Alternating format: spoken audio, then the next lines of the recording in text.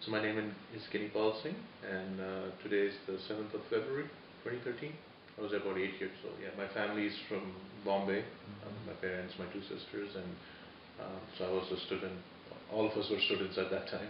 Yeah, we were in Bombay around that time, and so we obviously heard about the attack from the media and from family and friends, and it was very disturbing at that time. So Bombay was more kind of I think blocked out at that time. So just around Punjab which or Delhi side, खबर काफी जल्दी फैलती है. The at least when you're in places like Bombay, at that time news doesn't travel that quickly, right?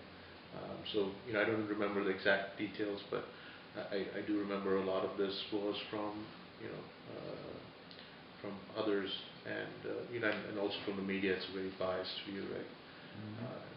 What you hear is not what really happened. Pretty young, so the memories of June '84, because November '84 is a lot more vivid for me, because we lived through it, versus June '84 you're almost kind of insulated from a lot of what happened, right? Particularly being in a place like Bombay.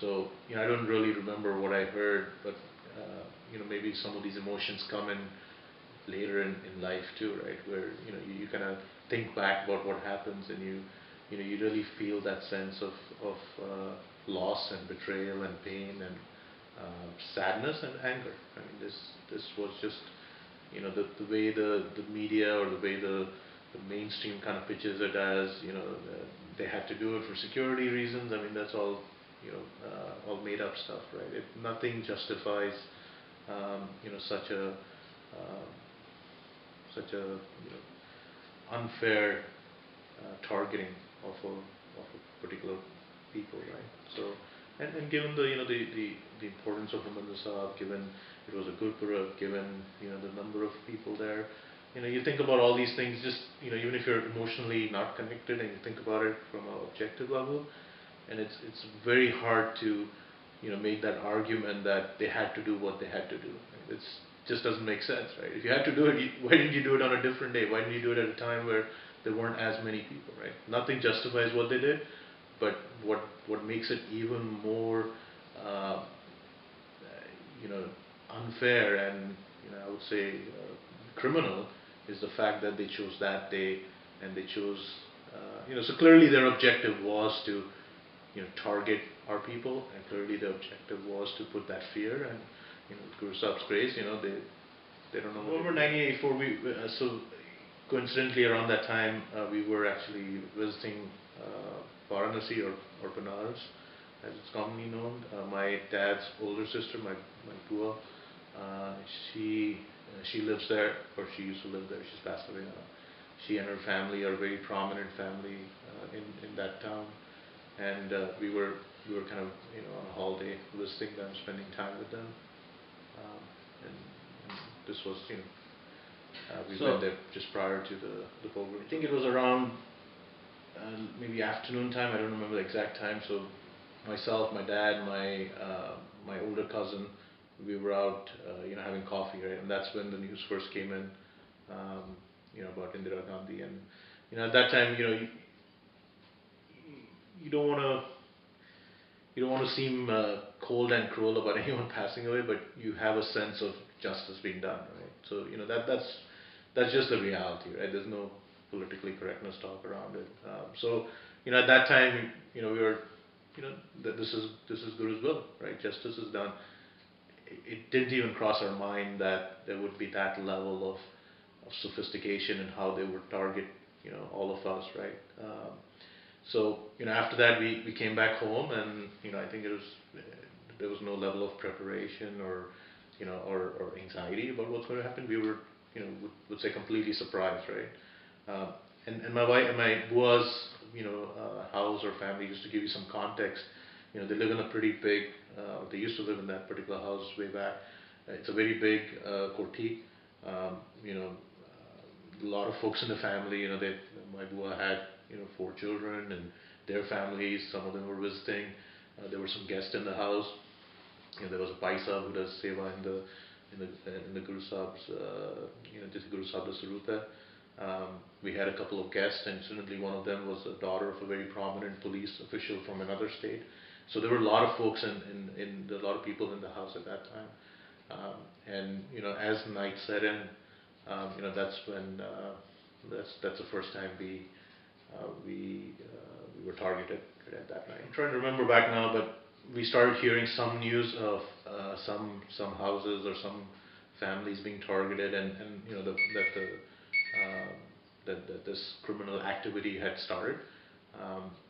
And then closer to the night, as it became clear that we would be targeted, given she was a very her husband and the family was very prominent in the community there. I think we were about 20 of us in the house at that time. There was a room at the back of the house where we all kind of went to, and then around, I'm trying to remember the time, it could be between 9 or 10. That's when the organized mob attacked the house, right? So they broke through the front gate. They threw these, the bottle. They make these, the Molotov, the bombs, petrol bombs. They burned the outside. There was a generator outside the house. They burned down, and we were in the backside of the house in this small room, and 20 of us, as you can imagine, and I kind of, even though I was really young, this is so vivid in my memory. There was, a few kirpans on the table. I think my dad and my older cousin had a revolver each, the licensed revolver, and that's it. I mean, they did Ardas, and they were all ready, and they said, you know what, we'll go down fighting, right? And it's so vivid in my mind, and even though we were so young. I don't know what saved us, right? I mean, so the mob clearly, they were more keen on looting. I don't know how they overlooked the fact that we were in the back of the house, and so clearly they burned down a better part of the house, or at least set fire to a lot of the house, and they pretty much looted the whole place. I don't clearly remember why they dispersed. They never really broke down that door. It could be, they moved on to other targets. It could be they thought no one was in the house, but that was probably, that half an hour or however long they were in the house was obviously very traumatic, right, for a lot of us. And during that half an hour, a lot happened, right? So my sisters were upstairs, and I remember just before the mob broke down the front gate, my dad had to run up and get them, and and there was a general sense of, this is it, right? These are the goodbyes, and we did our DAS together, and that was it. And this first started breaking out, and eventually the phones all went dead, and there was no contact to the outside world, right? Even though his daughter was there, he couldn't do anything. His hands were tied. He couldn't. There was no one he could turn to in this town of Varanasi or Banaras who could help him. So when you think about how quickly, how well organized, how targeted, that the police was nowhere around, that they showed up well after the fact. The fact that a very prominent official couldn't even protect his own daughter. I mean, we know how things work in India, right? If you're the senior most police official in a town, you can make things happen. The fact that there was almost a prior activity to tie some folks' hands who would want to, interject. The fact that they knew who they were targeting, and obviously, even you talk to others in Delhi and all this, they found list of houses well before, Indira Gandhi was brought to justice. All of these point to, very kind of, this was obviously organized. It was state sponsored. They were in cahoots with the the law enforcement. I don't know who individually it was. We never saw the face of the mob, but clearly they've got to be really, I actually, I want to tell the whole part of the story, right? That night was one part of it, and then we went to another house, a close family member's house. There was no electricity, no phone, no nothing, no food. You went a few nights hiding there. Um, Eventually, we found out that house was going to be attacked, moved to another place.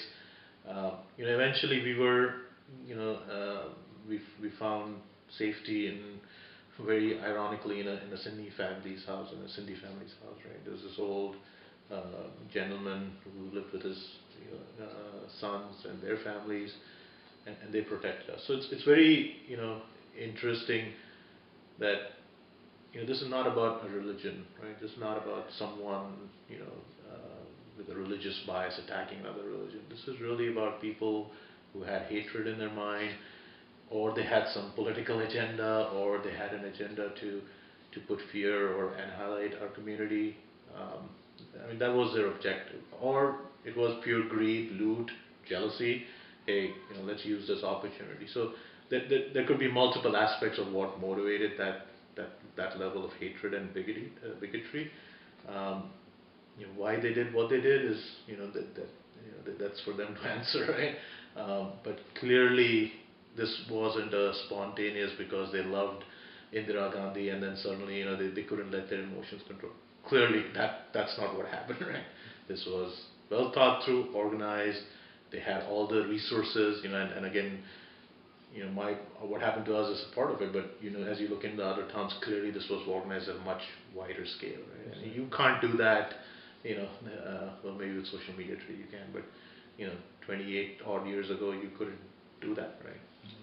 So you look at all the information, and it's hard to not make the case that this was organized. Apparently, everyone was very traumatized for a fair bit of time. I remember, even eventually we kind of, after everything seemed safer and settled, we flew back to Bombay, and my mom, for the longest time, even with firecrackers going off somewhere in the night, she used to. Clearly, either we were too young or too naive, right? But that level of traumatization for some of the families, and this is, with Guru's grace, we didn't lose anyone, right? There was no. Uh, you can't imagine what families who actually lost someone or had to go through, an even tougher time had to go through, right? This was, clearly the baggage, the emotional impact is long term, right? I remember when another prime minister got assassinated. My mom, and she's a very, brave, fearless lady, right? And her first reaction was, God, I hope it's not a sick. I can't go through it again, right? So you can sense it, even though they may not have shown it or portrayed it to us, that deep inside them, there was that sense of, we're going to be targeted again, right? Or, this could happen anytime. That sense of insecurity. Um, even after that, like, there was a bias or a discrimination in the workplace. My dad probably had to go through it. Growing up, you have kids picking on you all the time. So there are ramifications down the line, right? But this is obviously nothing compared to what families who may have lost a loved one had to go through. So yeah, I haven't thought of it along those lines, right? But clearly as a community, it's changed us, right? I don't know, individually, it's probably made you a lot more suspectful. It's hard to trust, right? And again, we are here now in the U.S. and it's a different environment altogether. Um, but it's hard to emotionally overcome some of those, you know.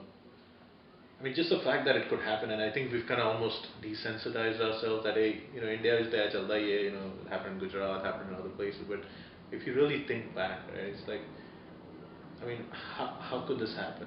This is a so-called democratic, law-abiding society, right? And here you clearly had, Rajiv Gandhi saying, yeah, the ground will shake, right? So the fact that it was condoned, the fact that, it happened at such a large scale,